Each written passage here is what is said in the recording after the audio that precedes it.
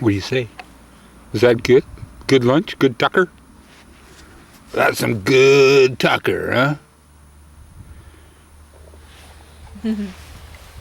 Spain, rock climbing with Lisa Paulson, and she's about to lead, and she's going to tell us a few things that you should do every time before you start climbing.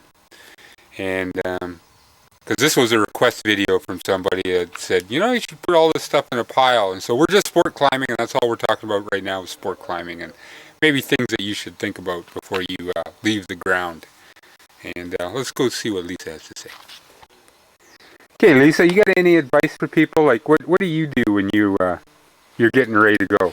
Was there anything that do you have a ritual or anything that we should know about? Well, I guess first you find the route you want to do. Look at it.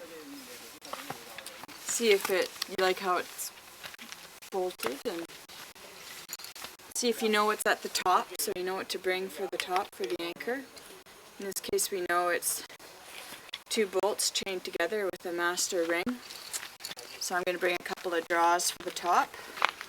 I always put a locker on my harness, so I want to lock in somewhere.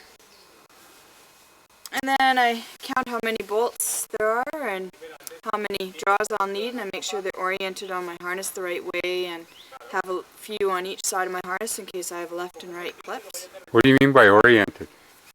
Well, some of them have the curved gate, so you want the curved gate on the bottom, and you also want both gates facing the same direction. Well, I can't show you here, but you can end up twisting around and unclipping a bolt. I think it's infrequent that happens, but it can happen. So you want them facing the same way, and you want the curved gate on the bottom. So you want to make sure that the curved gates, that the part you clip is the part, the carabiner that's on your harness, so you're ready to clip. Huh. And I make sure my shoes are on nice and comfortably, and I'll put my helmet on. I like this light helmet, I just got it. It's nice and light to climb with, and I don't mind wearing it.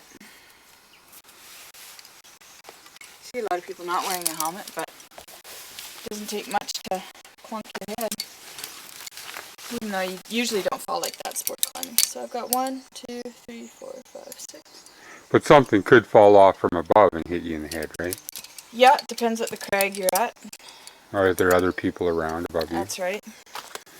Goats, And then, animals? make sure my harness is nice and snug and stuff. Then I measure my tie-in point to the middle of my chest from my hand there. And then I just copy the belay loop, feed that around. Then I do my figure 8. That you had another lesson on figure 8s, right? Yeah. If you don't know how to do a figure 8, go check out some of the other knots. We cover that quite extensively. So I'll make sure that's nice and snug. And a hand length of rope left over is a little more of that. If I need to just sort of get rid of that, I just tie this other little knot here. Okay. And then if this route I know isn't that long, but if I knew it was like over, getting close to 30 meters, then I'd tie a knot in the end of the rope. But we don't have to worry about that for this climb. That would be for if I got lowered back off. I wouldn't want to be lowered off the end of my rope. That has happened. Hurts. Not to me, but. And I just make sure I put my belayer where he's not going to he's going to be in a good position to watch me and away from any rocks I could possibly pull off, and tell him, well, at the top I'll probably clip a couple of draws and then you'll lower me off. So you communicate to the belayer that just to keep you on belay all the time then? Yeah. Unless indicated otherwise? Yeah. But we can assume, okay. Yeah. Never say the word okay. Okay. Okay? Okay. Alright. Okay means nothing. Right. Okay means, okay, time to drop me. Yeah, no, be clear in your commands. It changes from the States to Canada. I'm sure Spanish have something else too.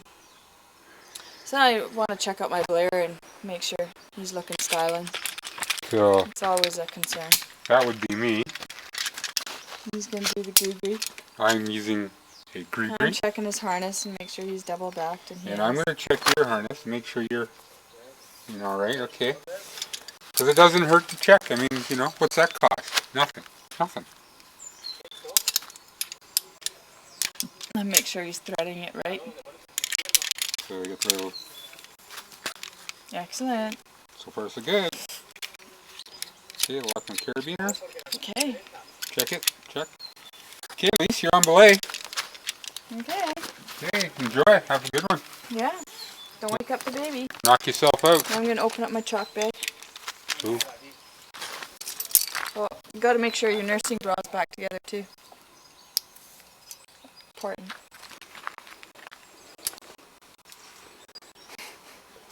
It's a good tip. Let me tell you. Sometimes you get a bra strap going down your shoulder.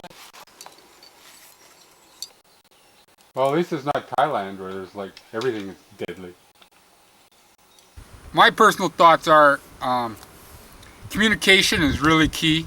So communicating with your partner so that they know what to expect. So when you get to the top of the climb, they don't just take you off belay and you lean back and then all of a sudden the rope goes zinging through, you land on the ground, and then there's a big funeral and your stuff is all given away to people you don't like. So that's not cool. And the other thing is, I mean, because that happens a lot, but another thing that happens quite a bit is people get halfway putting on their harness and then they start to do something else, and they do something else, and they forget to finish off with their harness. And so my advice to you is when you go to gear up, put your harness on, just do that, make sure that's hooked on correctly, because that's pretty key. That's what, it's a piece of equipment, right? And so safety is key. Key is safety.